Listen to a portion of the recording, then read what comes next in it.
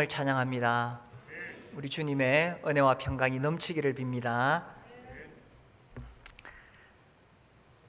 코로나 때문에 들려오는 소식들은 안타깝고 어둡고 불안한 것들이 많습니다.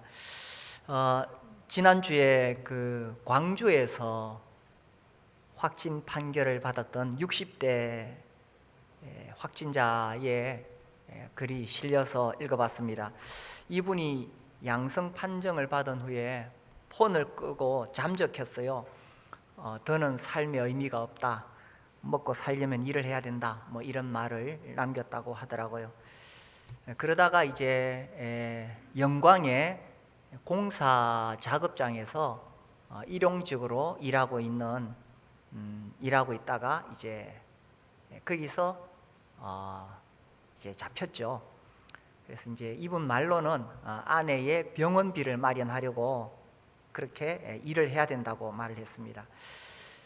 보건당국의 관계자는 이제 이분에 대해서 말하기를 이제 검사를 해서 양성 판정이 나왔을 때에 자기가 병이 걸렸다는 것보다는 더 이상 일을 할 수 없다는 것에 대해서 크게 낙담했다고 합니다. 이분의 이런 이야기들이 참 사실이라면 정말 이런 이야기 들을 때 가슴이 아리하게 아프죠. 어쨌든 그래도 중대한 범죄 행위로 경찰에 고발 조치를 한다고 하더라고요. 이 코로나19 때문에 이렇게 어려움을 겪는 사람들이 많이 있습니다. 든든한 직장에 계속 출근할 수 있는 분들이야 참 다행이죠. 그러나 언제 어떻게 일자리를 잃게 될지 불안한 분들도 있고, 또 사업하시는 분들 중에서 지난 몇 달 동안에 수입이 없는 그런 분들도 있을 수 있고요. 또 계속 우리가 이렇게 마스크 끼고 다녀야 되니까 코로나 블루라고 그러죠. 정신적으로도 우울감을 호소하는 그런 사람들이 많이 있습니다. 그래, 이거 좀 좋은 소식은 없나? 좀 우리를 기쁘게 하는, 힘을 내게 하는 그런 소식은 없나? 그런 생각이 듭니다. 그러다가 제가 이 요한복음을 보면서 요한이 2000년 전에 전한 복음, 좋은 소식이죠. 2000년 전에 전한 좋은 소식이 있는데 이것을 오늘 우리가 함께 나누어야 되겠다 하는 생각이 들었습니다. 요한이 전한 복음, 시대와 공간을 초월해서 영원한 복음이죠. 이 복음이 오늘 우리에게도 좋은 소식이 될 것입니다. 오늘 본문에 예수께서 제자들 앞에서 이 책에 기록되지 아니한 다른 표적도 많이 행하셨으나, 표적이죠.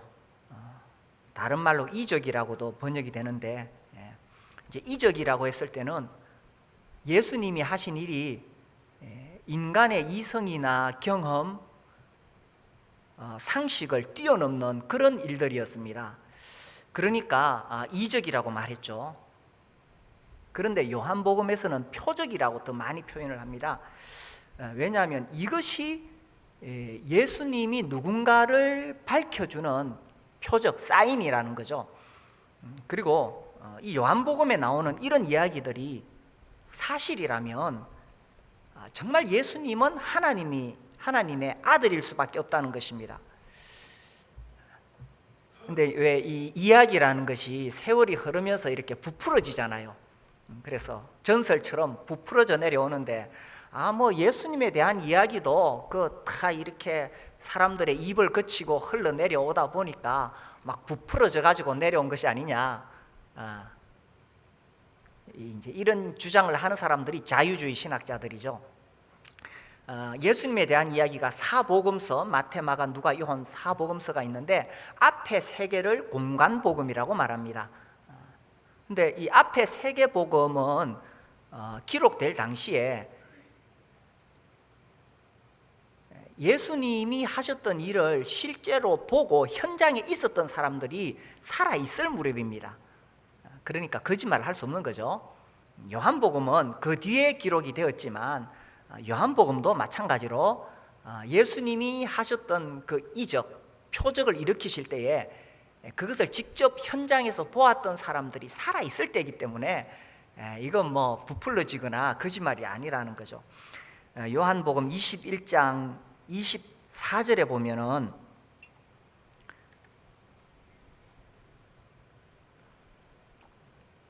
이 일들을 증언하고 이 일들을 기록한 제자가 이 사람이라. 우리는 그의 증언이 참된 줄 아노라. 우리는 그의 증언이 참된 줄 아노라 하는 것은 그 당시에 많은 목격자들이 살아 있었다는 이야기입니다. 그리고 이 요한복음에는 다 기록되지 않았지만 25절에 보시면 예수께서 행하신 일이 이 외에도 많으니 만일 낱낱이 기록된다면 이 세상이라도 이 기록된 책을 두기에 부족할 줄 아노라. 그러니까 이 책에 기록되지 아니한 다른 표적도 많이 행하셨다는 것입니다. 다 기록할 수가 없으니까. 그래서 수많은 표적들 중에서 특별히 요한은 이 앞에 세계의 복음, 공간 복음에 나오지 않는 것 중에서 중요한 것들을 골라서 이 요한복음에 기록했다는 것입니다. 어떤 표적들을 기록했느냐? 우리가 요한복음 읽어보면 2장에는 물을 포도주로 만드는 표적이 나오죠. 물을 포도주로 만들었다. 사실 이것은 과학적으로 있을 수가 없는 일입니다. 요한복음 2장 떠올릴 때마다 저는 김영길 총장님 간증이 생각납니다. 이분이 나사에 있을 때에 자기 부인이 아주 독실한 크리스찬이었거든요. 하도 예수 믿으라 하니까 이제 성경을 읽기 시작합니다. 그러다가 요한복음 2장에서 물이 포도주로 변하는 것을 보고 이거 완전 엉터리다, 거짓말이다. 이건 뭐 과학적으로 있을 수가 없는 거죠. 이제 그 당시, 그런데 이 김영길 총장이 그 당시에 좀 놀랐던 것이 있습니다. 그 나사는 전 세계적으로 최고의 과학자들이 모인 곳이잖아요. 그래서 그 과학자들은 당연히 이 성경을 안 믿을 줄 알았어요. 그런데 거기 가보니까 성경 공부 모임이 있고 그 최고의 과학자들이 예수를 믿고 성경을 믿는다는 거예요. 그래서 이제 계속 성경을 읽게 됩니다. 읽다가 어느 날 깨닫게 되죠. 하나님은 우리 인간의 상식과 과학을 초월하신 분이시구나. 그렇다면 물로 포도주 만드는 거 이거 뭐 어려운 일도 아니네. 나중에 이제 받아들이게 되죠. 그리고 이제 5장에 가면은 38년 된 병자를 일으키는 일이 나옵니다. 38년 동안 누워 있으면 이 다리에 힘이 없어서 병이 나았더라도 일어날 수가 없어요. 근데 예수님이 일으키시죠. 그리고 6장에 오병이어 사건, 보리떡 5개와 물고기 2마리로 수천 명을 먹였습니다. 근데 이 오병이어 사건은 공간복음에 나오는데도 또 여기도 기록이 되어졌어요. 그래서 사복음서에 다 기록된 예수님의 이적이 이 오병이어 사건입니다. 제가 그 대학원에 있을 때 공부할 때에 신약 교수님이 그런 이야기를 하시더라고요. 퀴즈를 낸다면서 왜 오병이어 사건은 사복음서에 다 나왔느냐. 그 당시에 하도 먹을 것이 없으니까 그렇죠. 지금 우리가 먹을 게 넘치지만 정말 가난한 시절이죠. 그때 배부르게 잔뜩 먹었던 것은 정말 기억에 오래 남았기 때문에 사람들이 다른 건 잊어버려도 배부르게 먹은 건 다 기억에 남았기 때문에 사복음서에 기록되었다. 뭐 웃자고 하는 소리인데 가만히 생각해 보면 그럴 것 같죠, 그죠? 그리고 이제 9장에 보면 날 때부터 소경된 맹인의 눈을 뜨게 하는 장면이 나와요. 이게 있을 수가 없는 일이죠. 어떻게 그 눈에다가 진흙을 갖다 붙였는데 날 때부터 보지 못하던 맹인이 눈을 뜰 수 있겠어요? 우리는 하도 많이 들었어. 별로 안 놀라시네. 그리고 이제 11장에 넘어가면은 나사로를 고치죠. 성경에 보면 예수님께서 죽은 사람 살리는 이야기가 3번 나와요. 성경 퀴즈 할 때 이런 게 잘 나오죠. 첫 번째는 죽은 야이로의 딸을 고치죠. 근데 그 딸은 죽은 지 얼마 안 되었어요. 그래서 바로 고쳤어요. 그 다음에는 나인성 과부의 아들이 나오죠. 여기는 관을 메고 나가요. 근데 죽은 지 좀 되었어요, 그죠? 그런데 나사로는 죽은 지 얼마 됐다고요? 나흘이 되었음에 냄새가 나나이다, 이렇게 이야기하죠. 예수님이 나사로 고치러 간다 그러니까 죽은 지 나흘이 지났음에 벌써 냄새가 납니다, 이렇게. 그래, 완전히 썩어서 이건 진짜 죽은 사람이에요. 그런 나사로를 살리신 이야기가 이제 11장에 나오죠. 어떻습니까? 이 정도 표적을 보여주셨으면 예수님이 하나님의 아들이라고 믿어야 안 되겠습니까? 그런데도 막상 예수님이 이제 로마 군병에 붙잡혀 가게 되었을 때에, 그 유대인들에게 붙잡혀 가게 되었을 때에 제자들은 겁이 나서 도망가고, 또 베드로는 모른다고 부인하고 이렇게 하죠. 그러니까 그 제자들에게는 예수님이 진짜 하나님의 아들이라는 정말 결정타가 필요해요. 결정적인 표적. 그게 뭡니까? 우리 주님이 십자가에 못 박혀 죽으시고 사흘 만에 다시 살아나신 거죠. 예수님의 부활입니다. 그래서 예수님이 부활하신 사건이야말로 그분이 참으로 하나님의 아들이라는 것을 너무나 명백하게 증거하는 증거가 되는 것입니다. 사도행전 17장 31절에 보면, 이는 정하신 사람으로 하여금 천하를 공의로 심판할 날을 작정하시고 이에 그를 죽은 자 가운데서 다시 살리신 것으로 모든 사람에게 믿을 만한 증거를 주셨음이니라 하니라. 그를 죽은 자 가운데서 다시 살리신 것으로 모든 사람에게 믿을 만한 증거를 주셨다고 했습니다. 그래서 이제 예수님이 부활하셨을 때에 그 부활하신 예수님을 보고는 제자들이 완전히 달라졌죠. 그래서 예수께서 참으로 하나님의 아들이시다, 그분이 죽은 자 가운데서 다시 살아나셨다, 이렇게 전하면서 그래서 이제 우리가 믿는 거예요. 우리가 믿고 있죠. 그래서 요한이 전한 복음이 뭐냐? 이런 표적들은 결국 예수께서 하나님의 아들이지 않느냐 하는 것입니다. 뭐 이 정도 같으면 더 이상 우리가 의심할 게 없겠죠, 그죠? 예수님이 하나님의 아들이라고 다 믿으십니까? 더 이상 의심할 게 없습니다. 전혀 없습니다. 최종적으로 그분이 부활하셨기 때문에. 그래서 이제 요한복음 21장 31절에 오직 이것을 기록함은, 요한이 왜 이런 표적들을 기록했느냐? 이것을 기록함은 너희로 예수께서 하나님의 아들 그리스도이심을 믿게 하려 함이요. 요한복음은 그 당시 이미 많은 신자들이 있었습니다. 그래서 이 요한복음은 어쨌든 그 신자들을 대상으로 기록되었다, 이렇게 학자들이 이야기합니다. 아니 이미 믿는 신자들인데 왜 또 믿게 하려 함이요 이렇게 했느냐? 그것은 믿는 신자들이라 할지라도 다시 한번 이것이 얼마나 우리가 믿는 바에 기초가 되고 중요하고 또 확신을 가지도록 하기 위해서 믿게 하려 함이요라는 것입니다. 여기서 믿게 하려 함이로의 그 의미가 신자들에게도 해당된다는 것입니다. 그래서 정말 예수께서 하나님의 아들 그리스도이시구나, 이 사실을 물론 우리가 믿고 있지만 그러나 이 사실을 분명하게 붙잡으라는 이야기입니다. 아멘이십니까? 그리고 물론 아직 믿지 않는 비신자들은 이제 이 사실을 통해서 믿음을 가지라는 거죠. 아무리 과학 발달해도요, 물로 포도주 못 만들어요. 그 자체 H2O가 뭐죠? 알코올 C2 H5OH인가? 하여튼 옛날에 고등학교 다닐 때 열심히 외웠는데 안 바뀌어요. 이거는 바뀔 수가 없어요. 아무튼 이러한 표적들뿐만 아니라 결정적으로 예수께서 부활하셨기 때문에 우리가 그분을 하나님의 아들로 믿을 수밖에 없다는 사실입니다. 비록 우리가 눈으로 보지 아니하였을지라도 이렇게 성경에 기록된 이 증언, 또 이 증인들의 이야기를 통해서 믿는다는 것입니다.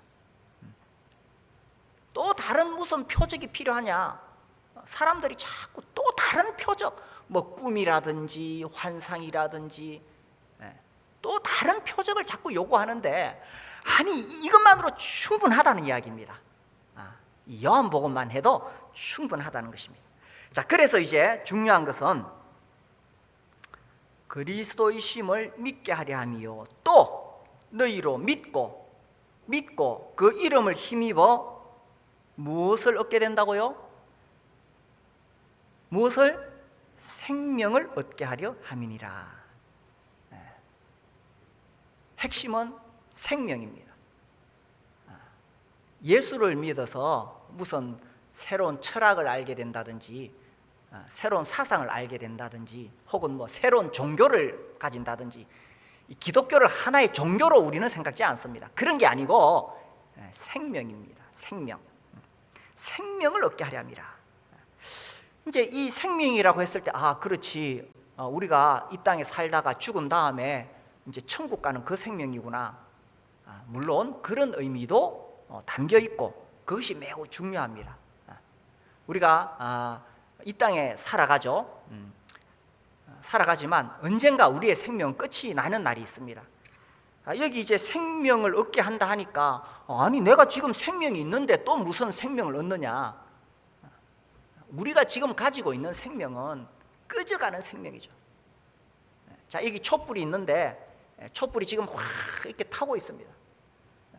아무리 지금 촛불이 활활 타고 있지만 그건 결국 꺼져가는 생명입니다. 결국은 다 타버리고 끝날 겁니다. 우리 여기 앉아있는 우리 다 여기 젊은 분들, 건강한 분들 계시지만 우리 생명은 촛불과 같은 생명이요, 타다가 다 타버리고 꺼져버릴 수밖에 없는 생명입니다. 그런 우리에게 예수를 믿고 그 이름을 힘입어 생명을 얻게 하려 합니다.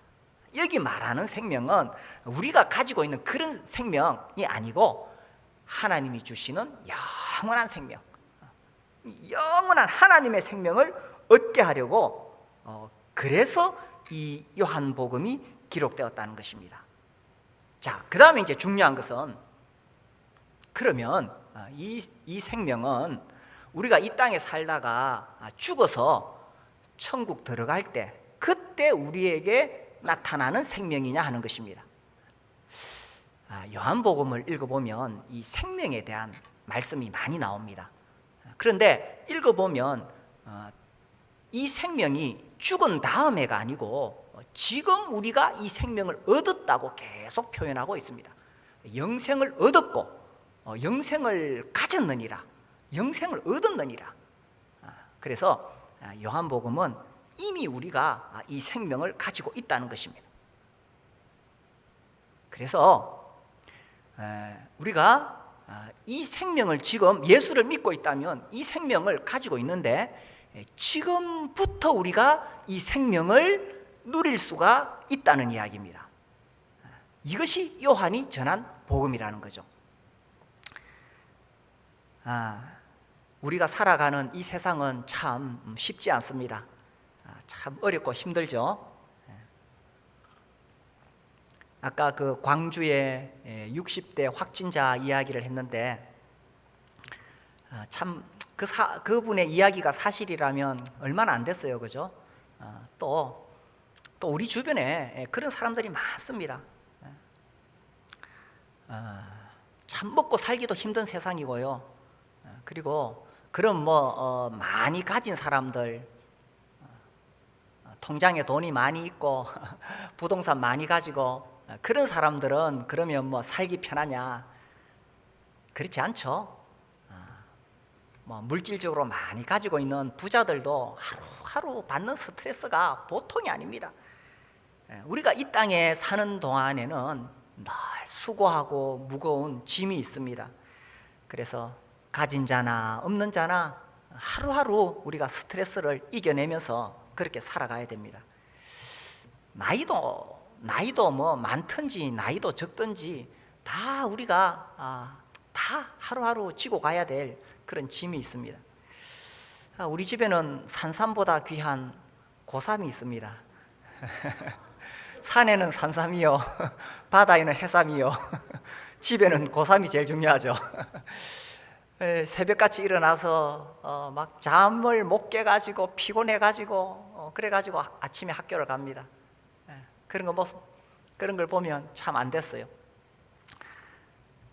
그래서 학생들도 살기 힘들고 직장인들도 그죠. 그나마 이 코로나 시기에 직장이 안정돼 있으면 참 감사한 일이죠. 그래도 참 아침에 이 KF94 마스크 끼고 지하철을 타고 간다는 것은 참 위험한 일이죠. 그리고 하루 종일 그 마스크 답답하게 끼고 또 쉴 틈 없이 분주하게 일해야 하는 것이 직장입니다. 뭐 개인 사업 하시는 분들도 마찬가지죠. 모든 경기가 다 위축이 되니까 얼마나 어렵고 힘든지 모릅니다. 특히 이 시대 가장들, 아버지들은 더 무거운 짐이 있습니다. 그래서 우리가 이 땅에 사는 동안에 다 지고 가야 될 짐이 있습니다. 바위돌같이 무거운 그 짐을 지고 하루하루 살아가야 됩니다. 그러다가 또 예기치 않은 사고가 일어나기도 합니다. 갑자기 뭐 병이 든다든지, 갑자기 뭐 무슨 교통사고가 난다든지, 이런 시련과 고난이 언제 닥칠지 모릅니다. 그래서 우리가 이런 어떤 갑자기 어려운 사고를 당하면은 그래도 참 그전에 평범했던 일상이 참 감사한 것이었구나, 이렇게 말을 하죠.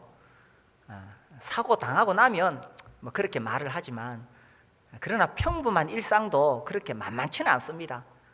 늘 우리가 이 스트레스 속에 그렇게 살아갑니다. 그런 우리 인생들에게 요한이 전한 복음이 뭐냐? 예수께서 하나님의 아들 그리스도이심을 믿게 하려 하며 또 너희로 믿고 그 이름을 힘입어 생명을 얻게 하려 함이라. 이 생명은 물론 우리가 죽어서 천국 들어갈 때 그때는 뭐 말할 것도 없어요. 그때는 진짜 좋은 소식이죠. 뿐만 아니라 이미 우리가 그 생명을 가지고 있기 때문에 이 정말 어렵고 답답하고 힘들고 이런 세상에서도 우리가 이미 지금 그 생명을 가지고 있다면 지금 우리가 그 생명을 가지고 살아갈 수 있다는 이야기입니다. 지난주에 우리 여름 특별 기도회를 했습니다. 제가 계속 이 죽으면 죽으리라 그 책 이야기하고 설교 시간에 계속 이야기했었죠. 이번 기도회 때 제가 그 책을 읽으면서 특별히 이제 눈길이 갔던 곳은 이런 제목이 있는 곳이었습니다. 무서워서 기절할 뻔. 이게 그 책의 배경하고는 너무 거리가 먼 제목이에요. 그죠? 그 일제 강점기에 춥고 비위생적이고 제일 심각한 것은 배고픔이었습니다. 계속 이 수인들이 배가 고파가지고 그 한 주먹 되는 거 그거 먹고는, 그것도 막 돌이 섞여 있고 냄새 나는 거 그거 먹고는 하루 종일 배가 고파서 갇혀 있는데, 아니 거기에 무슨 무서워서 기절할 뻔 이런 내용이 있을 수가 있을까요? 이 안희숙 여사의 어머니가 면회를 왔습니다. 근데 이제 그 당시에 일본이 정말 그 우리 민족성을 말살하려고 관공서에 오면은 먼저 일본어를 한마디 하도록 그런 법을 정했어요. 그래서 그 어머니가 이제 일본어를 한마디 했어요. 했는데 들어보니까 발음이 영 엉터리거든. 그 발음을 듣고는 막 이 안희숙 여사가 악 소리를 내면서 막 웃음이 터져 나옵니다. 웃음을 끊으려고 아무리 애를 써도 터져 나오는 웃음을 끊을 수가 없어서 이 자꾸 쏟아져 나와서 끊을래야 끊을 수가 없었다. 꾹 참으며 아무리 웃음을 죽이려고 해도 도저히 불가능했고, 참으려고 하면 할수록 가슴이 터지게 괴롭도록 무서워지는 것이다. 배를 끌어안고 입술을 깨물어도 웃음은 꺼지지 않았다. 이게 정말 예수의 생명을 가진 사람의 심장 아니겠습니까?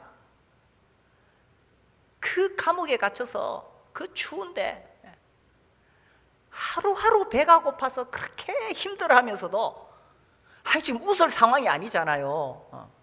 그 어머니 만나서 끌어안고 울고 불고 내 신세가 왜 이러냐 그러고 예수 믿는 게 이렇게 힘드냐 그러고 적당히 믿으면 되지 왜 내가 이래 예수 믿는 것 때문에 고생하냐고 그렇게 한탄해야 되는 거 아니겠어요? 그런데 웃음이 터져 나와가지고 근데 이 사람만 웃으면은 정신병자 같지만 그 뒤에 이제 형사들이 쭉 이렇게 지키고 있잖아요.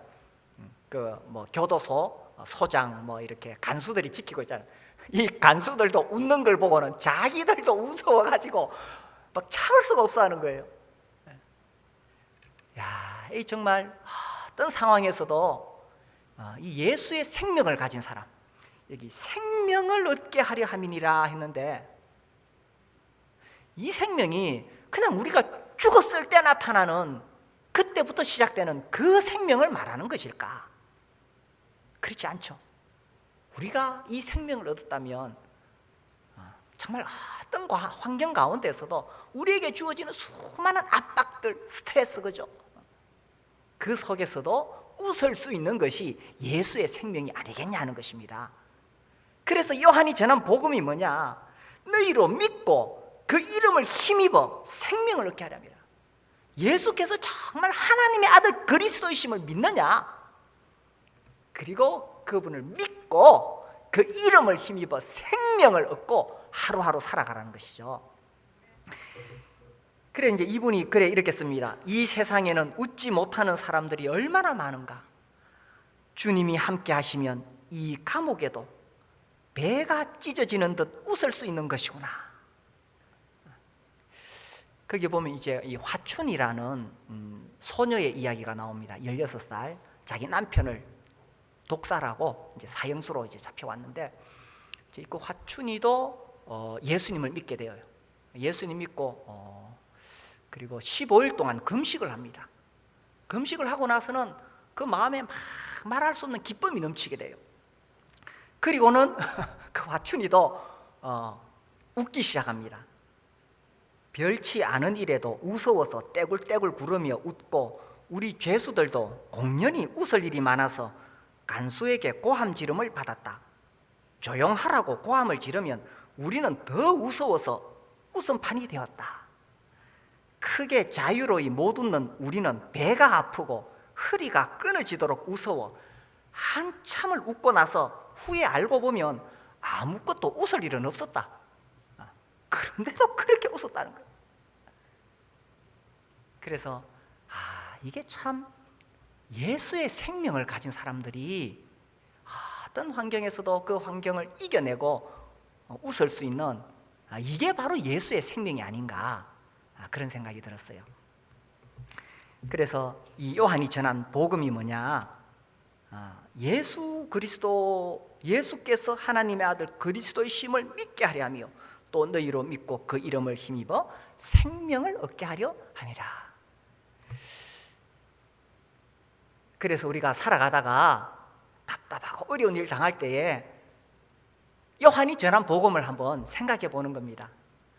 요한복음을 한번 생각해 보는 거예요. 5장에 보면 이 38년 된 병자 이야기가 나오죠. 이 사람에게는 정말 내일에 소망이 없는 사람입니다. 우리 주님이 가셔서 네가 낫고자 하느냐 이렇게 물으셨을 때에 주여 이 물이 동할 때에 나를 이 못에 넣어주는 사람이 없습니다. 이 말은 나는 아무 소망이 없습니다. 그러니까 평생토록 현재의 고통에서 벗어날 수가 없는 그런 인생이라는 겁니다. 그런 인생에게 주님이 말씀하시죠. 5장 8절에 보면 일어나 네 자리를 들고 걸어가라. 그래서 이 38년 된 병자가 그 자리에서 벌떡 일어나서 걸어가게 되는 거죠. 그래서 우리가 살다가 내가 이 현재의 고통에서 벗어날 수가 없겠구나. 평생 이렇게 사는 것인가? 라고 낙심이 될 때에 이 38년 된 병자를 생각해 보십시오. 일어나 걸어가라고 하신 그 예수의 이름을 힘입어서 우리가 그 생명으로 살아갈 수가 있다는 것입니다. 그리고 이제 6장에 보면 오병이어 사건이 나오죠. 이 보리떡 5개와 물고기 2마리로 수천 명을 먹인 것이 단순히 배고픈 사람 배불리게 해준 그 사건이냐?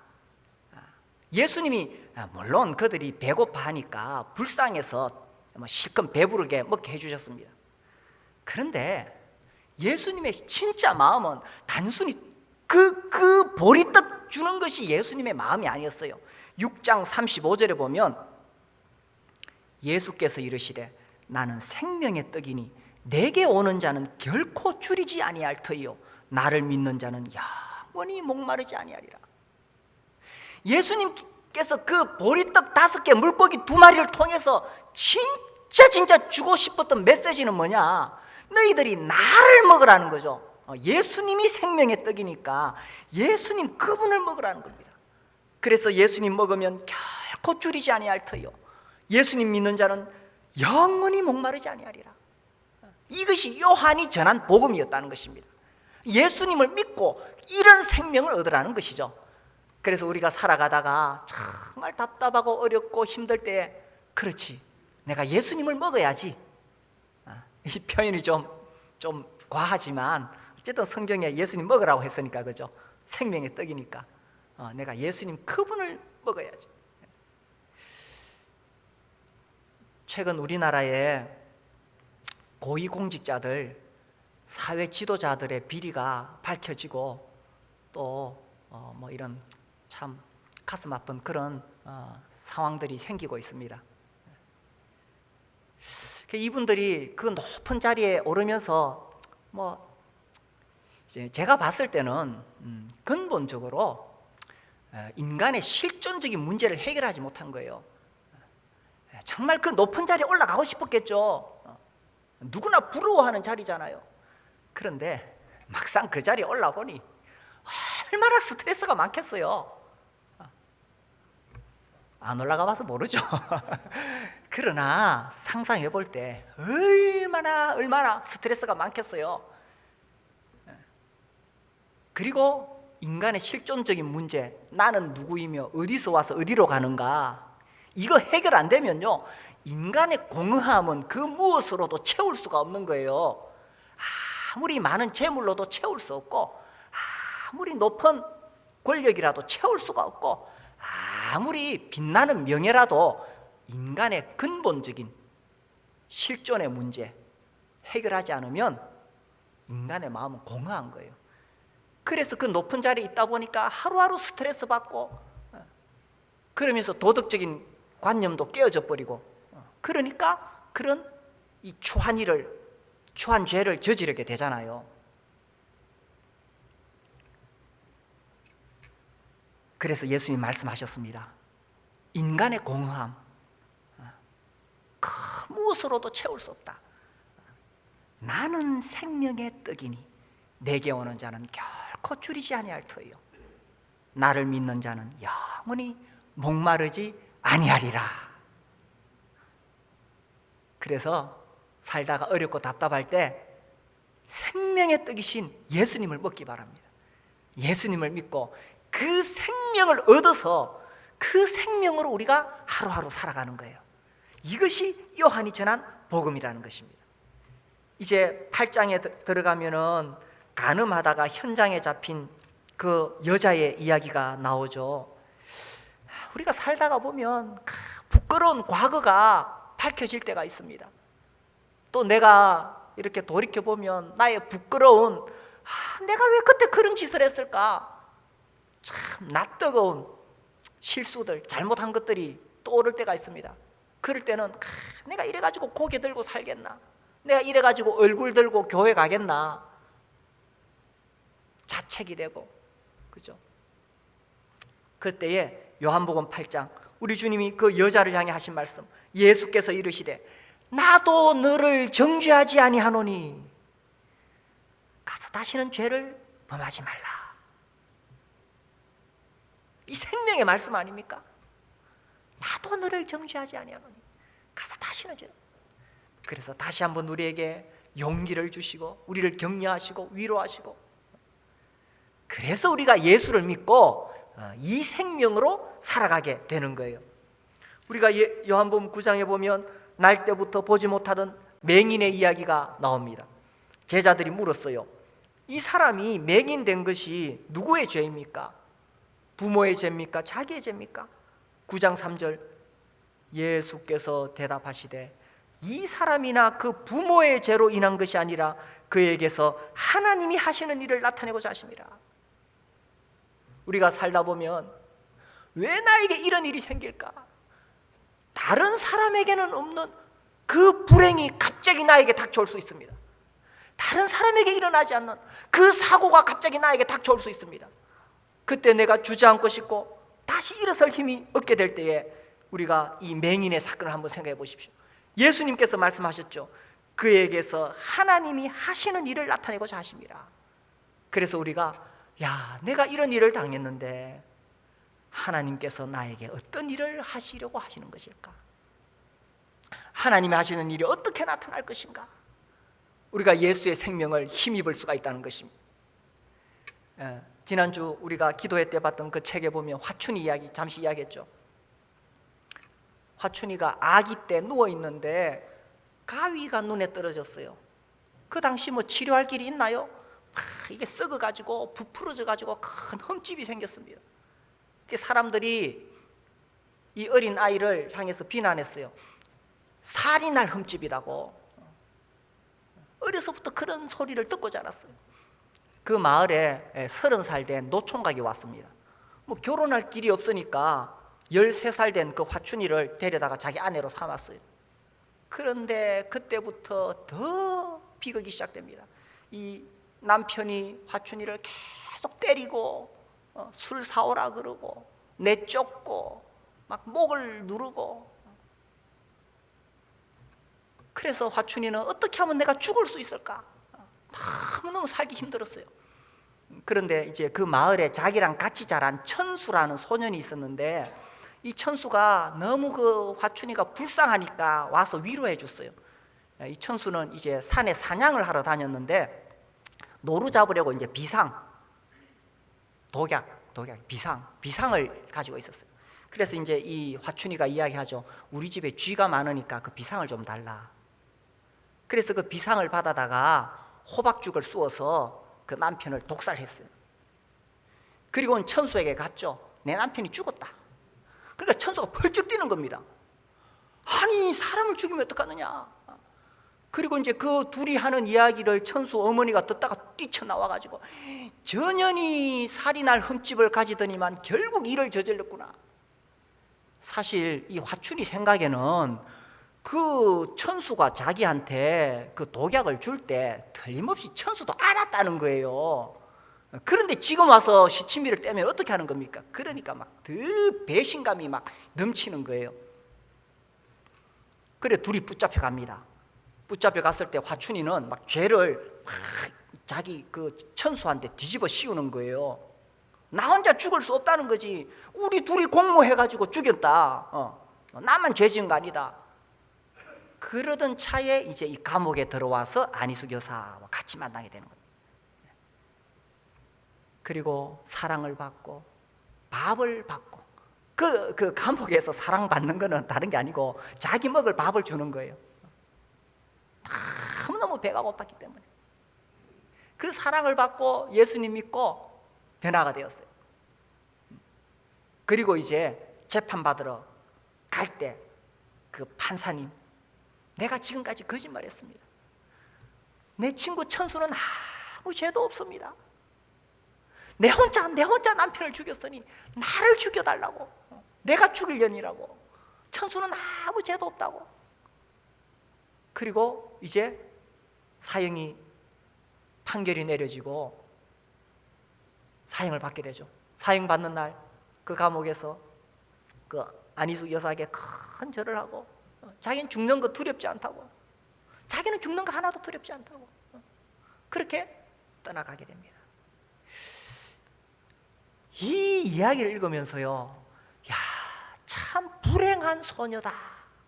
제가 그런 생각보다는 야, 이렇게 하나님이 하시는 일이 나타났구나, 그런 느낌이 들었습니다. 인간적으로 보면 참 불행하죠, 그죠? 그렇게 어렸을 때부터 그렇게 눈에 흠집을 가지고 손가락질 받고 살다가 결혼해가지고 그렇게 고생하고 마지막에 사형수로 생을 마감하는 거 얼마나 불행한 일입니까? 그런데 반대로 생각해 봅시다. 만약에 이 화춘이가 부잣집의 외동딸로 태어났어요. 온갖 산의 진미 다 먹고 비단옷 걸치고 사랑받으면서 떵떵거리고 살다가 좋은 남편 만나가지고 자식 낳고 호요식하고 살다가 죽어서 지옥 갔더라. 이거 얼마나 비참하고 불행한 비극입니까? 그러나 비록 그가 이 땅에 살 때 그렇게 손가락질 말고 남편한테 매맞고 그랬지만 마지막 순간에 사형되기 전에 예수 믿고 회개하고 천국 가게 되었으니 그 마지막 과정 봤을 때 하나님이 하시는 일을 나타낸 것이 아니겠어요? 그래서 우리에게 일어난, 우리가 예상치 못한 사고, 왜 나에게 이런 일이 있을까? 이 모든 과정 속에 하나님이 하시는 일이 나타날 수 있다는 것입니다. 그래서 우리가 예수를 믿음으로 그 이름을 힘입어 그 생명으로 우리가 살아가는 것입니다. 그리고 언젠가 마지막 날에 우리 다 세상 떠나는 날이 옵니다. 우리가 죽음의 문턱을 넘어서야 될 겁니다. 사람들은 다 두려워하게 될 것입니다. 아무리 큰 소리 치던 사람들도요, 죽음 앞에서 다 떱니다. 지금은 죽음이 우리에게 먼 것 같지만 중환자실 왔다 갔다 해보세요. 중환자실 왔다 갔다 하면 죽음 앞에 있는 사람요, 세상에 그동안에 자기가 끌어모았던 거, 그동안 자랑했던 거 아무 소용없습니다. 세상에서 끌어모았던 재산, 사람들에게 칭찬받던 상장과 트로피 아무 소용없어요. 그리고 그 죽음의 문턱에서 두려워 떨 수밖에 없다는 것입니다. 그 순간에는요, 남편도 소용없어요, 아내도 소용없어요, 자식도 소용없어요.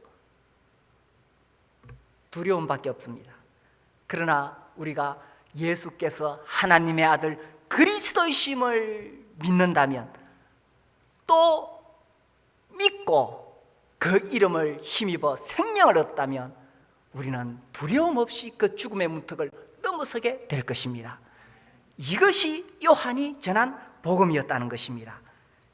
오직 이것을 기록하면 너희로 예수께서 하나님의 아들 그리스도이심을 믿게 하려 하며 또 너희로 믿고 그 이름을 힘입어 생명을 얻게 하려 함이니라.